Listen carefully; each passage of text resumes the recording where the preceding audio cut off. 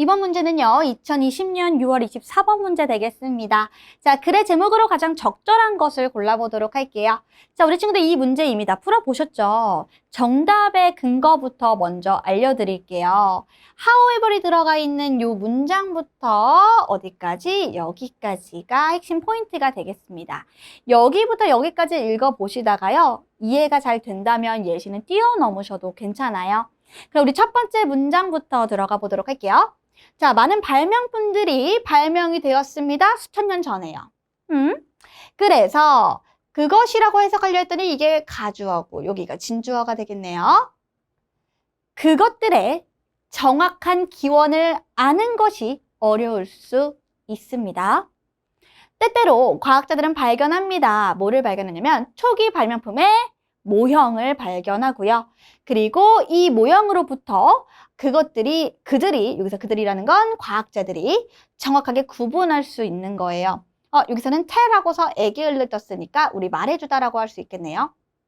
그럼 뭐를 말해주느냐? 의 주동이 되겠습니다.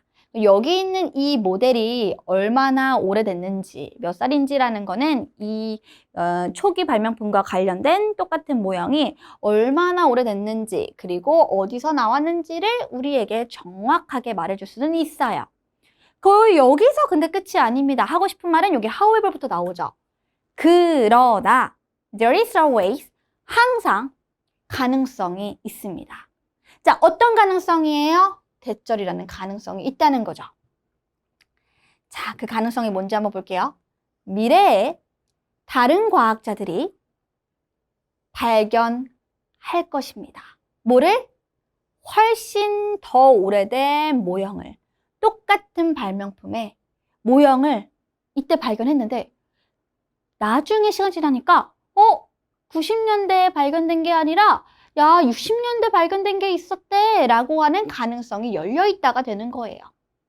자, 어디? In a different part of the world. 전 세계에서 다른 어떤 장소에서 발견될 수 있다는 겁니다. 사실 우리는 영원히 발견하고 있는 중이에요. 뭐를? 고대 발명의 역사를 계속 발견하고 있는 중입니다. 가 되는 거예요. 그래서 내가 지금 발견한 게 요게 지금 완전 최초야 라고 말할 수는 없는 거죠. 나중에 또 이것보다 이전에 오래전에 발견이 되어진 어떤 또 다른 물건이 나올 수 있다는 거니까 여기까지 이해되세요?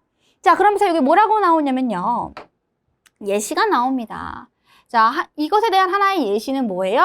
pottery에서 도자기의 예시가 나옵니다.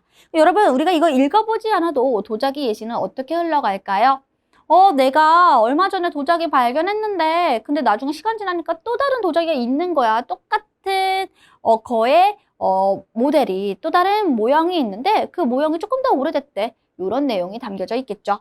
자, 그럼 우리 그 뒤로 마지막으로 어떤 내용을 보셔야 되냐면요, 여기부터 보시면 되겠습니다. 정리를 해주고 있어요. There is 있습니다. 항상 가능성이 있어요. 여러분 어때요? 위에 있는 문장의 구조 굉장히 비슷하죠? 자, 어떤 가능성이 열려 있다는 겁니까? 미래에 똑같죠? 고고학자들이 훨씬 더 오래된 도자기를 다른 곳에서 찾을 수가 있습니다. 같은 얘기로 하면서 끝나게 됩니다. 그럼 정답은 몇 번이 될까요? 일단 도자기라는 내용이 들어가시면 안 돼요. 이게 정답으로 되면 안 되죠. 왜? 예시였잖아요. 그래서 2번은 당연히 안 되고요. 여기 보면 위에서 텔이 나왔다고 우리 친구들 텔을 쓰려고 하는데 위에서 텔은 말하다, 말해주다였고요. 밑에 있는 텔은 tell A from B라고 하면 A와 B를 구분하다라는 뜻을 가지고 있어요. 그러면 우리가 어떻게 오리지널과 페이크, 위조된 거를 구분할 수 있을까? 여러분, 이 말이 나오려면 구분하는 방법이 나와야 돼요. 그죠? 오리지널은 이런 게 들어가야 되고 페이크는 요게 들어가면 안 돼. 이런 내용에 대해서 우리가 공부를 하지 않았기 때문에 1번, 2번 지워지고요. 자, 발명품 맞죠? 즉 pottery의 일반적인 포괄적인 용어는 발명품이죠. 발명품의 기원. 근데 그 기원은 어때요?